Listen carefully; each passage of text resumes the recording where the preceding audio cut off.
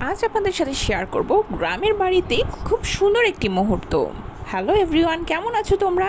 এই তো ঈদ শেষে যখন বাসায় ফিরবো তখন নিজে হাতে কিছু শাক তুলছি। এই শাকগুলো কিন্তু নিজে হাতে তুলতে যেমন আনন্দ, বাসায় নিয়ে খেতেও কিন্তু খুব মজার, কি বলো বন্ধুরা? এমনভাবে কে কে শাক তুলেছো বলো তো?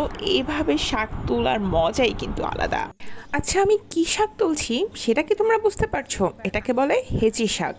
আর এই জমিটার মধ্যে যেমন হেঁচি শাক আছে, কলমি শাক আছে, আছে লাউ শাক, সব ধরনের শাক পাতা আমরা এখান থেকে তুলি। মজার না? শুধু যে শাক নিয়েছি তা নয়, কিন্তু পাশের জমিতেই আছে বেগুনের গাছ।